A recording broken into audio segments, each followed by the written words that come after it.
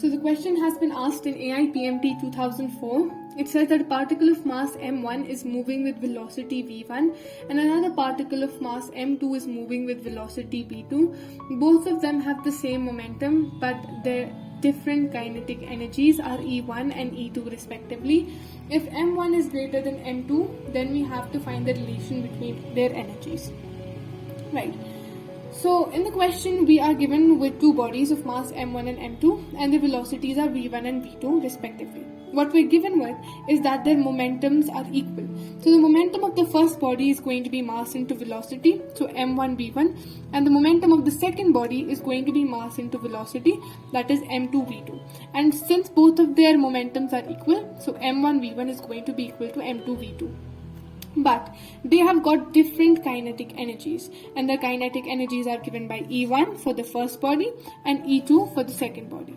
Now if we look at E1, we know that's going to be equal to half m1 v1 square. So half mv square, mass is m1, v is v1 and it's square. And E2, the energy of the second body, is going to be half m2 v2 square.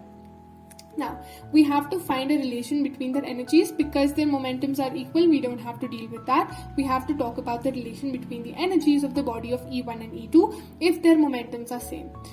Now, E1 upon E2 is going to be half m1 v1 square upon half m2 v2 square. Half's going to cancel out with half, both have the same value. This is going to be m1 v1 square divided by m2 v2 square. Now, what we do here is that we write m1 v1 into v1, that's going to give us m1 v1 square. m2 v2 into v2, that's going to give us m2 v2 square. So after dividing, we're just going to get the same values that we had earlier. Now, what was the purpose of writing it like this? The fact is that m1 v1 equals m2 v2 because their momentums are equal. So both of these are going to cancel each other out because they're equal in magnitude. So the ratio is going to cancel out to 1.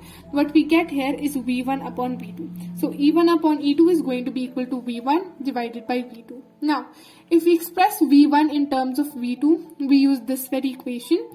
v1 will be equal to m2 v2 divided by m1. So that's what we do here. v1 is equal to m2 v2 divided by m1 and v2 comes back as it is.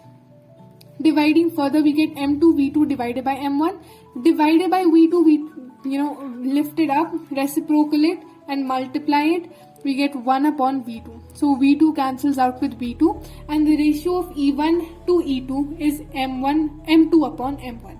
Now, what we're given with in the question is that m1 is greater than m2. And we have to find a relationship between E1 and E2.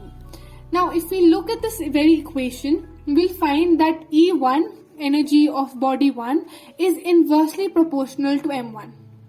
E1 is inversely proportional to M1 and E2 is directly proportional to M1. Now, as M1 increases, E1 decreases, and as M1 increases, E2 increases. So if M1 is greater than M2, obviously E1 is going to be less than E2. Why? Because energy of E2 is directly proportional to the mass 1. As mass 1 increases, E2 increases, but at the same time E1 decreases. So obviously the energy of mass 2 is going to be greater than the energy of mass 1.